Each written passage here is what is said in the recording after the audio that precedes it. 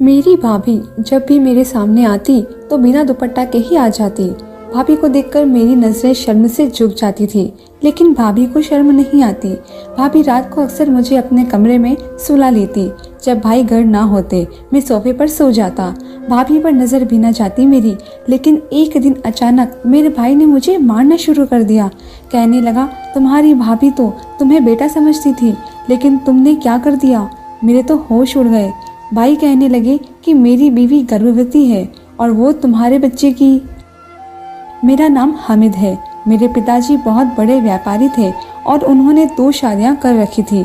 मेरी माँ से मेरे वालिद साहब को 10 साल तक औलाद नहीं हुई, तो उन्होंने औलाद के लिए दूसरी शादी कर ली और दूसरी औरत से मेरे पिताजी को एक बेटा पैदा हुआ जिसका नाम हमजा था। लेकिन उसके बाद जब वो 4-5 साल का था तो मेरी माँ भी पेट से हो गई।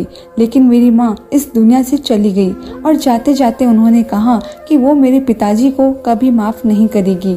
मेरी माँ मेरे पिता की पहली बीवी थी, लेकिन वह मेरा बड़ा भाई मेरे पिताजी की दूसरी बीवी से था। वो भी इस दुनिया में नहीं रही और अब हम दोनों भाई और पिताजी एक ही घर में रहते थे। एक दिन मेरे पिताजी भी इस दुनिया से चले गए। उस वक्त मेरे भाई की उम्र 21 और मेरी उम्र 17 साल थी। पिताजी ने जाते जाते यही कहा कि दोनों भाई आपस में मिलकर रहना और एक दूसरे से बहुत मोहब्बत करना। और ऐसा ही था। हम दोनों एक दूसरे से बहुत प्यार करते थे, मिलजुल कर रहते थे। हमें किसी बात से कोई तकलीफ नहीं थी और एक पल को भी ऐसा नहीं लगता था कि हमारी माएँ अलग है, क्योंकि हमारा बाप तो एक ही था और इस हिसाब से हमारा खूनी रिश्ता था। मुझे अपने भाई से बहुत मोहब्बत थी। दुनिया से जाने से पहले मेरे पिता ने मेरे भाई का रिश्ता पक्का कर दिया था, जबकि सारे रिश्तेदारों ने कहा था कि इस जगह रिश्ता नहीं करो, ये लोग अच्छे नहीं हैं। लेकिन पता नहीं क्यों पिता ने वहीं पर रिश्ता किया था। जो लोग उनको जानते थे उनका कहना था कि ये लोग बहुत ज़्यादा चालाक हैं, लेकिन पिताजी ने कहा कि ये सारी बातें हैं। जो अच्छा इंसान होता है उसी को दुनिया बुरा कहती है। मेरी भाभी का नाम नायरा था। वो बहुत ही ज़्यादा खूबसूरत थी। मेरा भाई उस पर आशिक था और शायद मेरे भाई ने मेरे पिताजी को कहा था कि मेरी उसी से शादी करवा दे। भाई की शादी उसके साथ हो गई तो वो इस घर में आ गई। दिन गुजरने लगे। मेरी अभी पढ़ाई चल रही थी और आजकल मेरे पेपर्स भी थे, इसलिए मैं बिल्कुल ऑफिस नहीं जाता था। कभी कभी तो चला भी जाया करता था। मेरे पिता व्यापारी थे और उन्होंने एक बड़ी कंपनी खोली थी। मेरा भाई रोजाना वहाँ जाता था। घर में मैं और मेरे भाभी होते थे। मेरी भाभी काफ़ी पढ़ी लिखी थी, लेकिन मैं उनसे कोई मदद नहीं मांगता था, क्योंकि मैं उनके साथ एक हद तक ही रहना चाहता था। गर्मियों का मौसम था और गर्मी से बुरा हाल था। मैं ये सोच रहा था कि पेपर गर्मियों में ही क्यों होते हैं। अभी मैं हॉल में बैठकर पढ़ ही रहा था कि मैंने देखा कि मेरी भाभी बिना दुपट्टा के हॉल में आ गई और आकर हॉल की सफाई करने लगी। मैं सोच रहा था कि उनका दुपट्टा कहाँ है, कहीं भूल तो नहीं गई। मैंने नज़रें झुका ली और नकली खांसी की, ताकि उन्हें याद आ जाए कि मैं यहाँ पर बैठा हूँ और वो शायद अपना दुपट्टा कमरे में भूल आई है। लेकिन उन्होंने मेरी तरफ देखा पर उन पे कुछ असर नहीं हुआ। उसके बाद मैं फिर जोर से खांसने लगा, लेकिन उन्होंने फिर भी कोई ध्यान नहीं दिया। थोड़ी देर के बाद उन्होंने पानी का गिलास लाकर टेबल पर रखा और मुझसे पूछा कि क्या बात है, गला खराब है तुम्हारा, दवाई दे दूँ तुम्हें। मैं उनकी तरफ देख भी नहीं रहा था और वो मुझसे बात कर रही थी। मैं उनको साफ साफ जता रहा था कि मुझे शर्म आ रही है, लेकिन उनको शर्म नहीं आ रही थी। वो पानी का गिलास रखकर वापस चली गई। मैं हैरान हो गया कि भाभी को कोई शर्म नहीं है। उन्होंने अपना दुपट्टा उतार लिया और बाहर आ गई। क्या उनको अजीब नहीं लगता कि घर में उनका एक देवर भी रहता है? ठीक है, हमारे दिल में ऐसी कोई बात नहीं थी, लेकिन इंसान को खुद भी तो अजीब लगता है। हमारे देश में अभी भी लड़कियां दुपट्टा सर पर ही रखती है। इस तरह का कोई रिवाज, कोई फैशन अभी यहाँ नहीं कि हर घर की जिन्नत बन जाए। मेरी भाभी का वजूद भी इतना भारी भरकम था। उनको तो अपने आप को छुपा कर रखना चाहिए था। वो कोई दुबली पतली तो थी नहीं। उनको तो दुपट्टा नहीं बल्कि बड़ी सी चादर करनी चाहिए थी, पर वो दुपट्टा उतार के घर में घूमती थी। कभी नीचे कोई चीज़ गिर जाती है तो उसको उठाने के लिए ज़मीन पर बैठ जाती और अजीब तरह से बैठती। पता नहीं ये क्या कर रही थी। मैंने ऐसी चीज़ें पहली बार देखी थी। मुझे नहीं पता था कि औरतें इस तरह भी करती हैं। जब मेरी अम्मी की पापा के साथ लड़ाई हो गई थी तो हम लोग अपने नाना के वहाँ रहते थे। पापा बाद में मना कर ले गए थे, पर वहाँ पर काफ़ी सारे लोग थे और मैंने कभी भी किसी औरत को ऐसे नहीं देखा था। सिर से दुपट्टा हट जाना तो चलो एक नॉर्मल बात होती है, इंसान काम में लगा होता है तो उसका ख्याल नहीं जाता, लेकिन यहाँ पर तो भाभी खुद ही अपना दुपट्टा न जाने कहाँ रख कर आई है। फिर मुझे लगा कल ये फैशन तो नहीं है, क्योंकि आजकल तो दुपट्टे सूट के साथ बनाए ही नहीं जाते। लेकिन जब भाई आया तो भाभी ने उसी सूट के साथ का दुपट्टा किया हुआ था, लेकिन मेरे सामने दुपट्टा क्यों उतार देती थी, मेरी समझ से बाहर था। एक दिन भाई ने कहा कि मुझे कहीं बाहर जाना है, बड़ा ज़रूरी काम है, रात को वहीं रहूँगा, अपनी भाभी का और घर का ख्याल रखना। तो मेरी भाभी ने कहा कि मुझे तो बहुत डर लगता है, मैं अकेले कमरे में नहीं सो सकती। वो भाई से बात कर रही थी कि आपको क्या ज़रूरत है जाने की, मुझे नींद नहीं आएगी और मुझे बहुत डर लगता है, आप प्लीज़ ना जाए, मुझे भी साथ ले जाए। भाई इसको कह रहा था कि तुम्हें कैसे साथ लेकर जा सकता हूँ, काम के सिलसिले में जा रहा हूँ। अच्छा चलो ठीक है, तुम हामिद को अपने कमरे में सुला लेना तो डर नहीं लगेगा। मैंने कहा मैं कैसे भाभी के साथ कमरे में सो सकता हूँ। तो भाई ने कहा कि सो जाना, इसमें क्या तकलीफ है, तुम तो उसके छोटे भाइयों जैसे ही हो। भाभी ने कहा कि ठीक है और वह फौरन मान गई। भाई चले गए और रात होते ही भाभी ने कहा कि मुझे नींद आ रही है, कमरे में चलो। मैंने कहा कि आप जाकर सो जाएं, अभी मुझे पढ़ाई करनी है, मेरी पढ़ाई हो जाएगी तो मैं खुद ही आकर सो जाऊंगा। नहीं, तुम अभी मेरे साथ चलो, तुम्हें अभी मेरे साथ जाना होगा, नहीं तो मुझे नींद नहीं आएगी। मुझे तो हैरानी हुई कि भाभी किस किस्म की हरकत कर रही थी, ये तो मेरे पीछे ही पड़ गई है। मैंने कहा कि अच्छा ठीक है चलिए। उन्होंने मुझे बेड पर सोने का इशारा किया तो मैं हैरान रह गया। मैंने कहा कि नहीं, मैं यहाँ नहीं सो सकता। उसने कहा कि तुम्हें सोना है, यहीं पर ही सो जाओ, इतना बड़ा बेड है, साइड में होकर सो जाओ। मैं उनके कहने पर साइड में होकर लेट तो गया, लेकिन जब वह सो गई तो उठ के सोफे पर सो गया। सोफा छोटा था, सोने के मामले में ठीक नहीं था, लेकिन बैठने के काबिल था, क्योंकि मेरी मजबूरी भी थी। मैं दिल ही दिल में सोचने लगा, मेरा भाई मुझ पर बहुत भरोसा करता है, इसलिए उसने मुझे कहा है, और भाई के जाने के बाद तो मैं देखभाल करूंगा भाभी की और घर की भी। लेकिन फिर भी अगर मैं बाहर भी सो जाता तो ठीक था। पता नहीं भाभी को अंधेरे में इतना डर क्यों लगता है। कुछ लोग होते हैं जिनको अंधेरे से बहुत डर लगता है, इतना डर कि वो उसे बर्दाश्त नहीं कर सकते। शायद भाभी के साथ भी यही तकलीफ थी। मैं भी सो गया। मैं कैसे भाभी के साथ बिस्तर पर सो सकता था। मेरी भाभी को ये सारी बातें नॉर्मल क्यों लग रही थी। क्या उनको देवर भाभी के रिश्ते का कोई एहसास नहीं था। ये तो आग और पानी का रिश्ता होता है। दिन इस तरह गुजरने लगे। मेरी भाभी पूरा दिन घर में बिना दुपट्टे के फिरती। मैं सोचने लगा कि मैं क्या करूं, मुझे भाभी को किस तरह की बात बतानी होगी, नहीं तो अपने घर में सर झुकाकर मैं कब तक फिरता रहूंगा। एक दिन वो खाना बना रही थी, मैंने नजरें झुकाए हुई थी। मैं बात करने गया। मैंने कहा, भाभी आप दुपट्टा कर लिया करें, यूं अच्छा नहीं लगता, कोई आएगा तो क्या सोचेगा। तो मेरी भाभी ने कहा कि मुझे बहुत ज़्यादा गर्मी लगती है, मुझे सारे घर के काम करने होते हैं। ये 2 गज का दुपट्टा करके घर के काम करना कोई आसान बात नहीं है। तुम्हें करना पड़े तो तुमसे पता चले कि कितनी मुश्किल हो जाती है। मैं इस तरह काम नहीं कर सकती। अपने भाई से कहो कोई नौकरानी रख दे, तो मैं दुपट्टा करके एक साइड पर आराम से बैठ जाऊंगी। वैसे बात तो मुझे ठीक लग रही थी, लेकिन जब मैंने भाई से बात की तो उन्होंने कहा कि 3 लोगों के लिए कौन नौकरानी रखता है, तुम भी अपनी भाभी के साथ मिले हुए हो। भाई ने ये बात हंसी में उड़ा दी, लेकिन दरअसल उसके पीछे कोई और वजह थी। उसके बाद भी भाई अक्सर काम के लिए रात को कहीं जाया करते, लेकिन हमारा तो इस तरह का कोई काम नहीं था। सुबह तो ऑफिस 9 बजे से लेकर शाम 5 बजे तक ही होता था, उसके बाद बंद हो जाता था।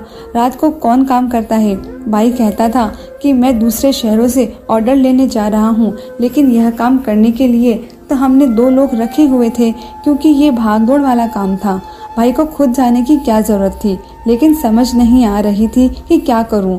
भाई चला जाता तो भाभी बहुत जिद करती थी। जब भी भाई घर पे नहीं होता था, भाभी अजीब सी हो जाती थी, बार बार कहती थी कि मेरे कमरे में आकर सो जाओ, लेकिन मैं नहीं सोता था, मैं सोफे पर सो जाता था। इस बात पर वो मुझसे सवाल जरूर करती थी कि सोफे पर क्यों सो गए, बेड पर सो जाते तो क्या हो जाता, छोटा सा सोफा है, उस पर सोते रहे तो तुम्हारी कमर में दर्द हो जाएगा। एक दिन मैंने अपनी भाभी की बातें सुनी तो मैं हैरान रह गया। वो शायद अपनी किसी सहेली से बात कर रही थी और बात मेरे बारे में कह रही थी। भाभी कह रही थी कि बड़ा ही खूबसूरत है। कसम से मेरे वाला तो बिल्कुल भी खूबसूरत नहीं है। बड़े भाई कहाँ खूबसूरत होते हैं, उनकी जिम्मेदारियाँ बहुत होती है। अक्सर छोटे भाई ही खूबसूरत होते हैं क्योंकि वो अपना बहुत ज़्यादा ख्याल रखते हैं। अगर मुझे पता होता तो मैं उससे शादी नहीं करती। यार अब क्या कर सकते हैं, अब गुजारनी पड़ेगी। लेकिन इसको देखकर मैं अपनी आंखें ज़रूर सेक लेती हूँ। कसम से बड़ा हसीन है। अच्छा तुम्हारी शादी करवा दूँ उससे, तुम्हें बड़े शौक हैं। इतनी भी तुम अच्छी दोस्त नहीं हो। मैं तो उसके साथ अपनी बहन की भी शादी नहीं करवाऊंगी, बल्कि मैं तो कहती हूँ इसकी शादी ना ही हो। नहीं तो मैं ये सब कैसे बर्दाश्त करूँगी। मेरी भाभी ने कहा और ज़ोरदार ठहाका लगाया। ये तो मेरी बात हो रही थी। भाभी किस किस्म की बेहुदा बातें कर रही थी। ये बात तो बिल्कुल तय है कि वो भाई के बारे में इस तरह सोचती थी। क्या उनको भाई से मोहब्बत नहीं थी? पर मैंने तो सुना था कि इन दोनों की पहले से मोहब्बत थी और ये शादी से एक दूसरे से पहले से बात किया करते थे। शायद तभी हमारे सारे रिश्तेदार कहते हैं कि इस खानदान से रिश्ता ना लो, ये लोग ठीक नहीं हैं। मुझे एक बार पापा की डायरी मिल गई जिसमें लिखा हुआ था कि वो अपने किए हुए पर बहुत शर्मिंदा थे। उन्होंने लिखा था, मेरी ज़िंदगी की सबसे बड़ी गलती यह कि मैंने अपनी बीवी को ज़्यादा वक्त नहीं दिया, इंतज़ार नहीं किया और दूसरी शादी करके उसके साथ बेवफाई कर दी जबकि वो बाँझ नहीं थी। शायद कुदरत की तरफ से देर हो रही थी, फिर भी मैंने इंतज़ार नहीं किया। वो मुझसे नाराज़ होकर अपने घर वालों के पास चली गई है। वो मेरी पहली बीवी है, पहली मोहब्बत है। ठीक है कि अब मैं अपनी दूसरी बीवी को भी नहीं छोड़ सकता, लेकिन उसके साथ भी रहना चाहता हूँ। मेरे दिल में बहुत ज़्यादा मलाल है और उन्होंने यह भी लिखा था कि इस मलाल को ख़त्म करने के लिए मैं कुछ भी कर सकता हूँ और मैं कुछ ना कुछ ज़रूर करूँगा। मैं अपनी बीवी के शिकवे ज़रूर दूर करूँगा। मुझे भी अपने पापा के लिए अफसोस था। इसमें उनकी गलती नहीं थी। इंसान जल्दबाज होता है और वो इसी तरह घर से निकल जाता है। एक दिन मैं घर में ही मौजूद था कि मेरी भाभी अचानक से वहाँ आ गई। उन्होंने बहुत ही खूबसूरत जोड़ा पहन रखा था, लेकिन यह जोड़ा उनके बदन से बिल्कुल चिपका हुआ था। कहने लगी, बताओ मैं कैसी लग रही हूँ। उन्होंने तो मेरे सामने घूमना शुरू कर दिया। मैंने कहा, भाभी आप अच्छी लग रही हैं, लेकिन ये मुझे क्यों दिखा रही हैं, अपने पति को क्यों नहीं दिखाती हैं। तो कहने लगी, तुम्हारे भाई को तो बिल्कुल भी किसी चीज़ की तमीज़ ही नहीं है। उनको तो जो भी पहन के दिखा दो कहते हैं ठीक ही लग रही हैं। उसे तो औरत की तारीफ़ करने ही नहीं आती। मैंने कहा कि भाभी मुझे भी तारीफ़ करनी नहीं आती, वैसे भी अभी मेरी ज़िंदगी में कोई औरत नहीं है। भाभी ने कहा कि अच्छी बात है, तुम्हारी बीवी बहुत खुशकिस्मत होगी। मैंने कहा कि भाई की ज़िंदगी में भी पहले कोई लड़की नहीं थी, आप भी खुशकिस्मत हैं। तो उसने कहा, हाय मैं कहाँ से खुशकिस्मत हूँ, बस छोड़ो। कभी कभी तो मेरा दिल करता था कि मैं भाभी को सीधा सीधा कह दूं कि आप ये किस किस्म की हरकतें करती रहती हैं। क्या उनको किसी ने कुछ सिखाया नहीं था? क्या उनके घर में माँ नहीं थी जिसने उनको तमीज़ सिखाई हो? लेकिन फिर मैंने सोचा कि भाई नाराज़ हो जाएं। एक रात मैंने बहुत ज़्यादा पढ़ाई की, भाई घर पर नहीं थे। भाभी ने कहा कमरे में आकर सो जाओ, और मैं कमरे में जाकर सो गया। लेकिन जैसे ही भाभी गहरी नींद में थी, मैं उठकर बाहर आ गया और पढ़ने बैठ गया। साथ में ये भी सोच रहा था, पता नहीं क्या है, मेरी भाभी क्यों इस तरह की हरकतें करती हैं। पढ़ाई में लगा रहा और सुबह हुई तो सोफे पर ही बैठे बैठे सो रहा था। तभी अचानक से किसी ने मुझे मेरे कॉलर से पकड़ा और मुझे मारना शुरू कर दिया। पहले तो मुझे लगा कि मैं ख्वाब देख रहा हूँ, लेकिन ये हकीकत थी। मेरी आँख खुली तो यह देखकर हैरान रह गया कि जो शख्स मुझे पागलों की तरह मार रहा था वो मेरा अपना ही भाई था। ये क्या कर दिया तूने कमबख्त, ये तूने क्या कर दिया? मैं तो तुझ पर भरोसा करके गया था और तुमने इस तरह की हरकत की। वो तुझे अपना बेटा समझती थी और तुमने उसके साथ इस तरह का गलत काम किया। मुझे भाभी की रोने की आवाज़ आ रही थी और मेरा भाई मुझे मारता जा रहा था। अचानक से मैंने अपने भाई का हाथ रोका और कहा कि ये सब क्या हो रहा है, क्यों मुझे पागलों की तरह मार रहे हो, आखिर मैंने क्या किया है? मेरे भाई ने कहा, अभी भी मुझे बताना पड़ेगा कि तुमने क्या किया है। अभी मेरा भाई ये बोल रहा था कि थोड़ी देर के बाद हमारे चाचू और उनकी बीवी भी वहाँ पर आ गए, जो हमारे घर के बहुत बड़े थे, जो इस दुनिया में रह गए थे। उनको भी ये सब कुछ बताया गया। मेरे भाई ने कहा, मैं घर से बाहर आता जाता था तो इसको अपनी बीवी के कमरे में सोने को कहता था, क्योंकि उसको रात को डर लगता है। वो भी उसको अपने बेटे की जगह समझती थी कि मेरा छोटा देवर मेरे बेटे जैसा है। और आज इसने न जाने इसके साथ क्या किया है। आज वो पेट से है। यह मेरा बच्चा नहीं है बल्कि इसका है।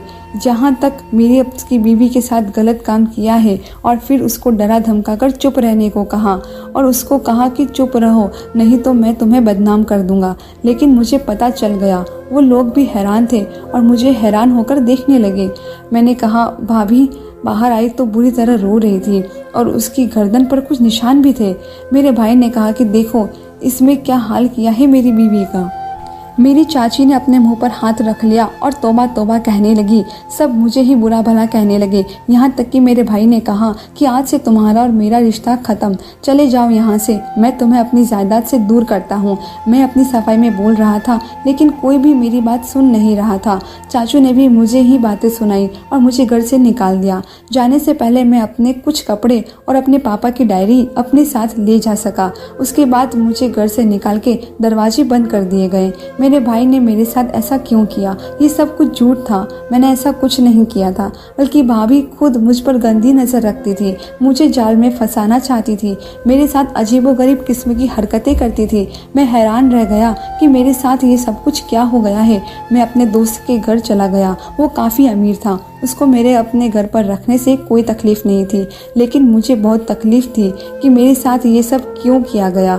मेरे भाई को फ़ोन करने की कोशिश भी की, लेकिन मेरा भाई फ़ोन नहीं उठा रहा था। मेरे सारे रिश्तेदार मुझे ही बातें सुना रहे थे।